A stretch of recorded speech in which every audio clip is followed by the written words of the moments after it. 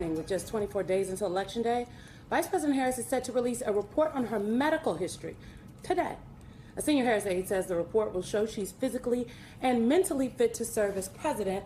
And by making this public, the Harris team hopes that it underscores Donald Trump's lack of transparency, let's just say, when it comes to his health.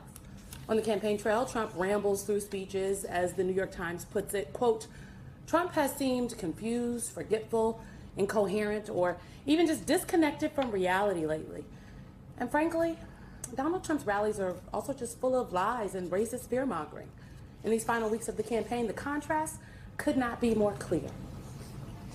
Part of what we know has been happening in the last several years in our country is there's some powerful forces that are trying to divide us as Americans, would have us and cheer us on if we point fingers at one another. America is known all throughout the world as occupied America. They call it occupied. We're being occupied by a criminal force. What they're doing to our country, they're destroying, they are ruining our country. We are being led by stupid people. Well, we obviously need a professor in the house. So joining us is professor at Princeton University, Eddie Glaude Jr., and Juanita Tolliver is also here. Her new book, A More Perfect Party, The Night Shirley Chisholm and Diane Carroll Reshaped Politics, comes out in January, and I cannot wait. Both are MSNBC political analysts. Good Who morning. Want to take this, Michael? So Eddie, I'm gonna go to, because Simone was right. We need some professorial understanding here. Kamala Harris is releasing her health records today. Every presidential candidate has, since presidential candidates have been releasing their records. Donald Trump has yet, and all the time that we have known of him and seen him, has refused to do so. He's had doctors sort of put together a piece of paper with a whole lot of BS on it about the man weighing 215 pounds, looking like Wally the Walrus. But okay, we'll set that aside. The New York Times, though, reports if he wins, Trump could enter the Oval Office with an array of potentially worrisome issues, medical experts say. Cardiac risk factors, possible after effects from the July assassination attempt, and the cognitive decline that naturally comes with an age, among other things. The man is old as dirt. He's the oldest man to ever run for president, and yet the country doesn't seem to care that he doesn't release his health records, that we have no idea what's going on in that little brain of his. Maybe he had brain worms like Robert F. Kennedy Jr. We don't know. How does he get away with this, and why is the country so accepting that Donald Trump can just say, I'm not going to tell you about my health, but the press and others seemingly demand that everybody else put out theirs? First of all, it's such a wonderful time to be here on the weekend, Michael, and to see you guys. But it's not. You don't require a professor to try to make clear or make plain what's going on. Donald Trump has been given a pass in so many ways. He represents not America as such, but a large slice of America. And there's this sense that the spoiled man could do whatever he wants because there's the fear that you will activate the anger of his base. And it seems to me that we've been tiptoeing around Donald Trump. That is not only the press, but also Democrats and particularly mainstream Republicans tiptoeing around Donald Trump for fear that he would activate the ugliness of his base and endanger the country. And I think that particular approach has come back to bite us in the behind. It's interesting. I'm looking, Juanita, through this medical healthcare statement has now been released by the vice president's campaign. She sounds a lot like yours truly, where she has myopia. She needs corrective lenses in order to see. She's got some what seem to be allergies. She takes Allegra, and she has a family history of maternal history of colon cancer. But otherwise, she herself in incredibly good health, signed off by a doctor. Meanwhile, you have Donald Trump talking about cylinders. Can we pull up the sound for Juanita of the former president at the Detroit Economic Club? This isn't like Elon with his rocket ships that land within 12 inches on the moon where they wanted to land. Or he gets the engines back. That was the first I realized. I said, who the hell did that? I saw engines about 3-4 years ago. These things were coming, cylinders, no wings, no nothing. And they're coming down very slowly, landing on a raft in the middle of the ocean someplace with a circle. Boom. Reminded me of the Biden circles that he used to have, right? He'd have 8 circles and he couldn't fill them up. But then I heard he beat us with the popular vote. I don't know. I don't know. It's not funny, Juanita, right? Because that is the person who currently is vying to once again sit behind the Resolute desk. We don't know anything about his health.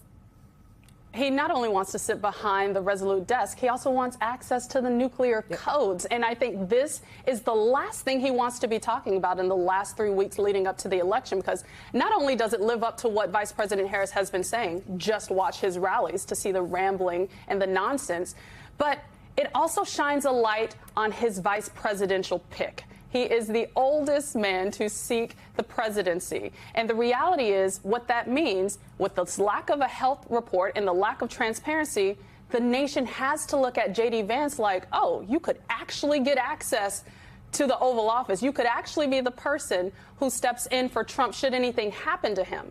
And the important reality is that politically, this hurts Donald Trump. And I think that's something that the vice president and her campaign are going to be emphasizing over the next few weeks, extending from their, again, watch his rallies, watch the nonsense for yourself, but another opportunity to put Donald Trump on defense in these last few weeks. Can we read more from the health report? Because we now have a copy in front of us as well.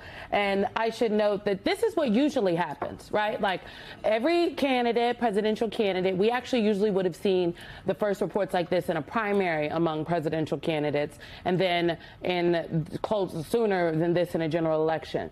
The memo was prepared by the communications director for the vice president, and it is from her physician, particularly the physician from the president. This is what it reads. It says, Vice President Harris is up to date on all preventative care recommendations, including colonoscopy, annual mammograms. She's taking vitamin D3 supplementation for skeletal health, aren't we all? And she is at low risk for cardiovascular disease. There's a word before that that I cannot pronounce. She maintains a healthy, active lifestyle despite her busy schedule, including vigorous daily aerobic exercise and core strength training. She eats a very healthy diet. She does not use tobacco products and drinks only occasionally and in moderation. Routine immunizations are all up to date. Do we think we're going to see one of these from Donald Trump? One, Eddie, and then two, this is one of the campaign is attempting to force a conversation about Donald Trump's age and his health. I'm wondering, do folks think that is in this, a little over 2.5, 3 weeks left in Election Day? Is that the ground that they would like to be on? So first of all, Simone, he's not going to submit his medical report. Mm-hmm. And second, it doesn't matter. His support isn't contingent upon his healthiness. His support isn't contingent upon his reasonableness. His support is contingent upon him being an avatar for grievance and hatred, right? So part of what we have to understand, I understand that this might be, releasing the vice president's medical reports might be important for a few undecided voters, for that middle that they're trying to get. But in terms of the overall process, the political process at this stage of the game, this doesn't matter. It doesn't matter. Donald Trump is out there running his mouth, not making any sense, weaving, bobbing, doing whatever he's doing, and folk will continue to support him, and he will continue to stoke all of the ugliness that we are experiencing as of late. So I think this is important for the middle, for those undecideds, perhaps, but it's not going to have any impact on Donald Trump's campaign. So Juanita, let's put the health reports in the little bucket that it'll go in that most people will ignore relative to Donald Trump, and there will be some folks who will nitpick what Simone just read and go, well, she's got drinking wine. She's drinking wine and she's taking D3. Oh my God, there's something wrong with her. 24 days out. Mm-hmm. Health reports are coming out. We've got more than enough evidence of Donald Trump's incapacity to put together a coherent statement, his incapacity to lay out a plan or a vision for the country beyond some dystopian landscape that is nothing more than a hellscape, as you noted, of grievance.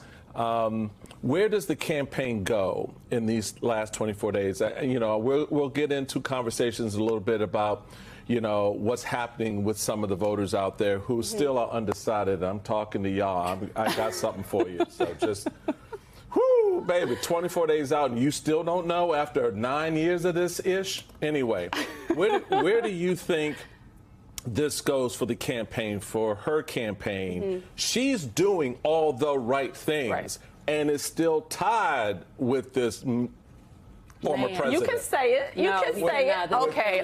With this former president. I feel like it's all about mobilization, and I emphasize that understanding that early voting started weeks ago, Michael. Right. People are casting their ballots in real time, and Election Day is, in fact, the last day to vote. And so I think focusing on that, focusing on the grassroots, and I'm a girl who came up in field operations. That's where you win. And so I fully expect this national conversation to be whatever it's going to be. The headlines can ask the questions about what Trump is hiding by not releasing his report, but the reality is, how many voters are calling their friends and family after they've cast their early vote? How many volunteer shifts are you picking up? How many people are you deploying in North Carolina, Georgia, Pennsylvania, Arizona? That's where the attention should honestly be. And we're seeing that pick up with her deployment of surrogates across the country. And so I think that is the only thing that matters to everyday people and the campaign staff. Remember, Vice President Harris, she is leading this effort, but she is not the sole person running this race. She has hundreds of thousands of staff on the ground, and not hundreds of thousands of staff, but volunteers and staffers working across the country. And Democrats have been intentional about the infrastructure they've been investing in long term to try to realize a positive outcome in this election. Okay, so you've helped me avoid having to get in trouble with Simone and Alicia this morning. No curse words. Help, Alicia, help.